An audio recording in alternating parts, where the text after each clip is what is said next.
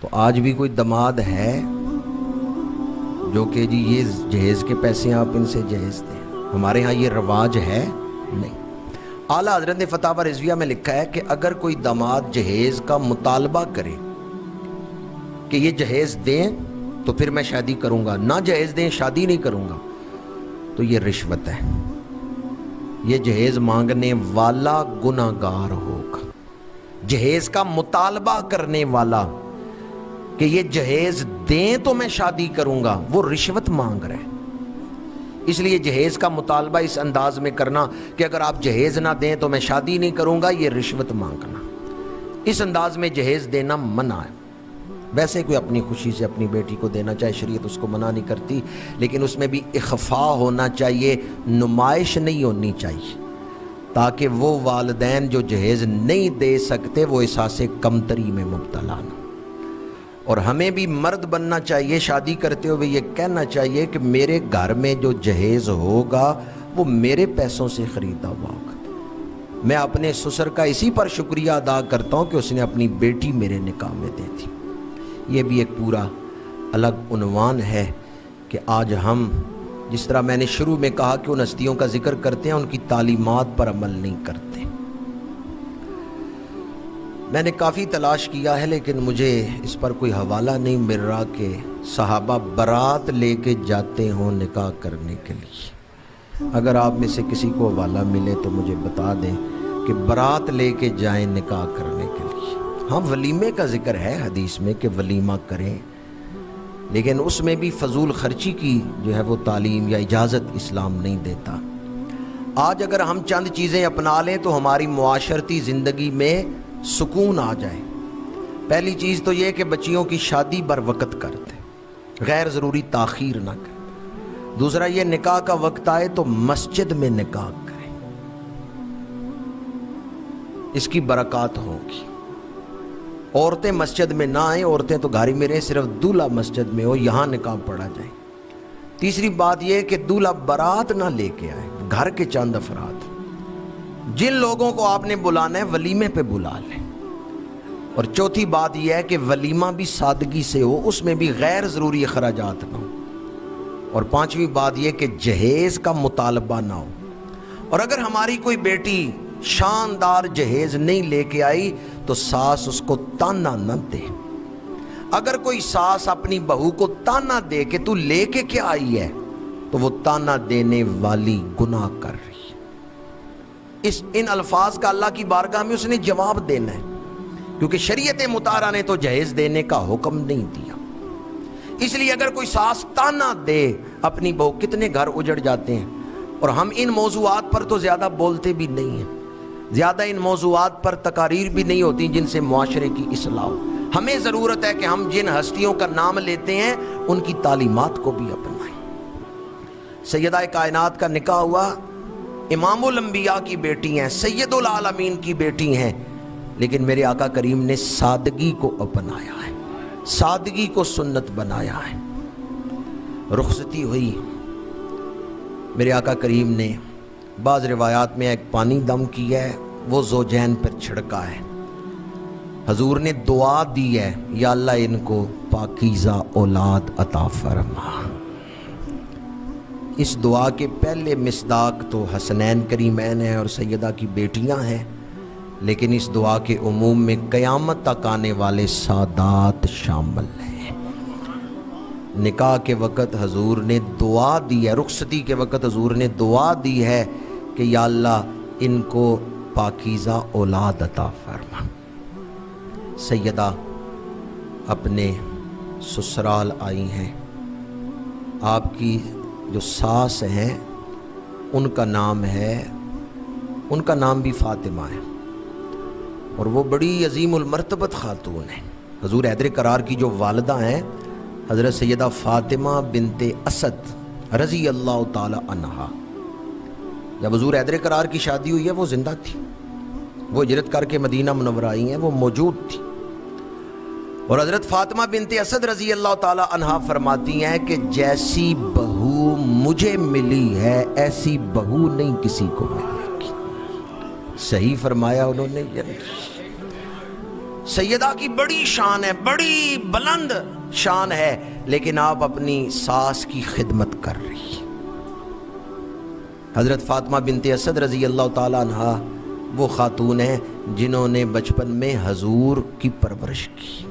جب حضور کے دادا جان کا وصال ہوا ہے تو پھر حضرت فاطمہ بنت اسد نے جناب ابو طالب کے گھر حضرت فاطمہ بنت اسد کھانا پکاتی ہیں، دسترخوان لگتا ہے، سب دسترخوان پہ بیٹھ جاتے ہیں۔ یہ وہ بی بی ہیں حضرت سیدہ فاطمہ بنت اسد رضی اللہ تعالی عنہا جو فرماتی ہیں جب تک میرا بیٹا محمد نہ دسترخوان پہ آئے خبردار کوئی کھانے کو ہاتھ نہ لگائے۔ اس قدر محبت فرماتی تھیں حضور کے ساتھ۔ مدینہ منورہ میں ان کا وصال ہوا ہے، اور جب ان کا وصال ہوا تو حضور ان کی قبر میں اترے ہیں اور قبر میں لیٹے ہیں، اور قبر کی دیواروں پہ حضور نے اپنا دست مبارک پھیرا ہے، اور پھر حضور باہر نکلے ہیں قبر مبارک سے تو آپ کی آنکھوں سے اشکوں کی برسات لگی۔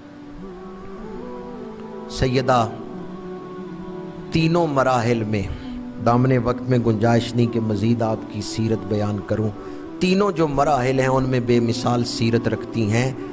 حضور کے کاشانہ اقدس میں ہیں، بیٹی ہیں بے مثال شان، زوجہ بن کے گئی ہیں، کبھی آپ نے حضور حیدر کرار سے کسی شے کا مطالبہ نہیں کیا، اور ایک دن حضور حیدر کرار نے پوچھا ہے تو سیدہ فرماتیاں رخصتی کے وقت میرے آقا کریم نے فرمایا تھا بیٹی علی سے کسی شے کا مطالبہ نہ کرنا۔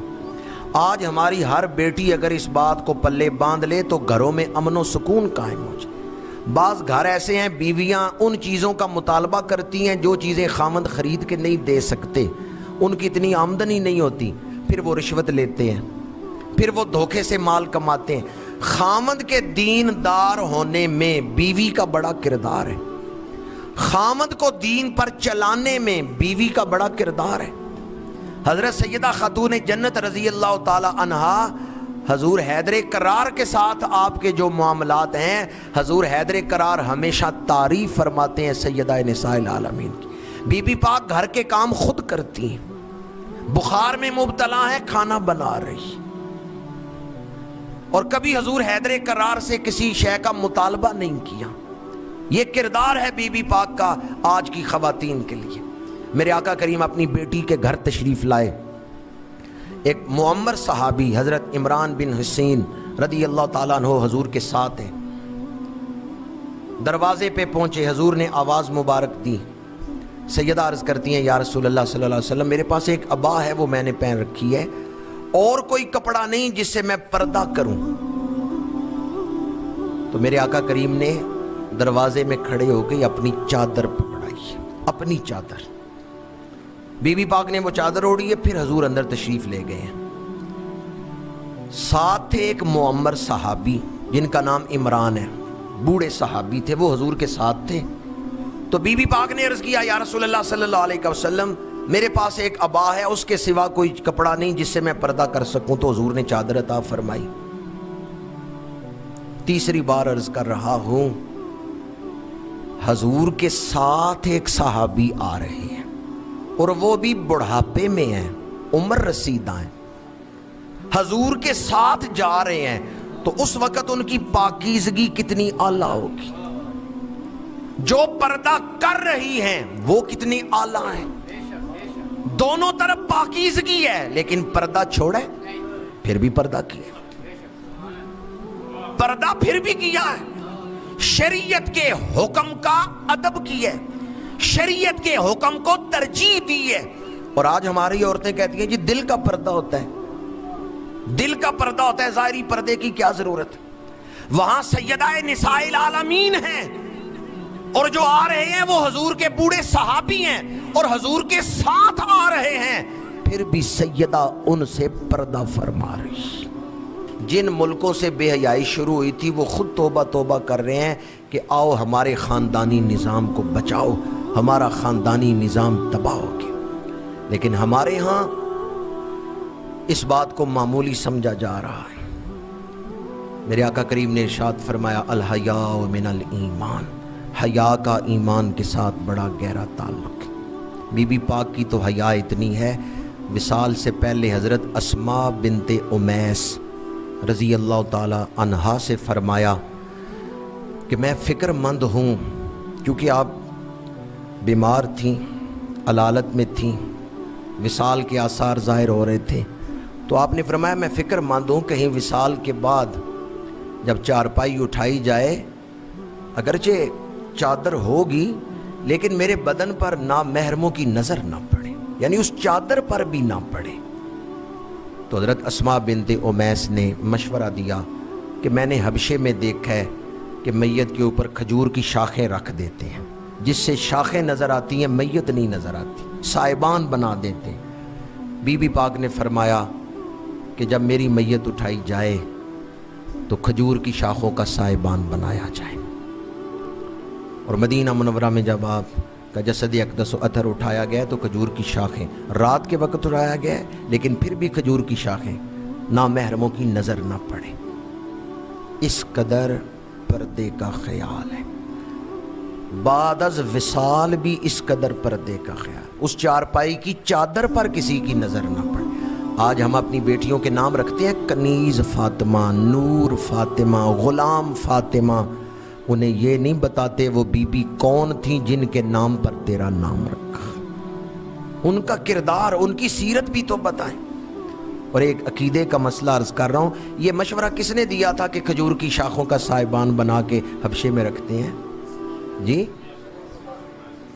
ماشاءاللہ آپ کو نام یاد ہو گیا، اسماء بنت امیس، یہ بیوی ہیں حضرت صدیق اکبر کی۔ صدیق اکبر اس وقت خلیفہ ہیں، یہ خلیفہ کی بیوی ہیں اور حضرت خاتون جنت کی ہم راز ہیں، آخری وقت آپ کی خدمت میں ہیں۔ بعض لوگ کہتے ہیں کہ ایک خاص واقعہ پیش آیا تھا باغ کے حوالے سے، میں اس کو نہیں چھیڑا، تو بی بی پاک ناراض ہو گئی تھیں اور وصال تک ناراض رہی تھیں۔ بھئی خامد سے ناراضگی ہو تو اس کی بیوی کسی کے گھر جا سکتی ہے؟ یا اگر جائے بھی تو وہ جن سے ناراضگی ہو وہ آنے دیتے ہیں اپنے گھر؟ حضرت اسماء بنت امیس جو بیوی ہیں حضرت صدیق اکبر کی، آخری وقت بی بی پاک کی خدمت کر رہی ہیں۔ بی بی پاک کو غسل بھی اسماء بنت امیس نے دیا ہے، بی بی پاک بیمار ہیں تو گھر میں آ کے جھاڑو بھی اسماء بنت امیس دیتی ہیں، کھانا بھی اسماء بنت امیس پکا رہی ہیں، حسنین کی خدمت بھی اسماء بنت امیس کر رہی ہیں، اور بیوی ہیں صدیق اکبر کی۔ پتہ چلتا ہے ان کے گھروں میں آپس میں کتنی محبت۔ آج اگر کوئی کہے کہ ناراضگی ہو گئی تھی، وہی بات جو پہلے میں نے عرض کی ہے کہ وہ اسلام کے ساتھ دشمنی کر رہا ہے، صحابہ کے ساتھ دشمنی نہیں کر رہا، اسلام کے ساتھ دشمنی کر رہے ہیں۔ وہاں تو اتنا قرب ہے کہ حضرت خاتون جنت جب بیمار ہوئی ہیں، جس علالت میں آپ کا وصال ہوا ہے، تو حضرت صدیق اکبر کی زوجہ آپ کی خدمت کرتی رہی۔ ہم ادب کرنے والے ہیں۔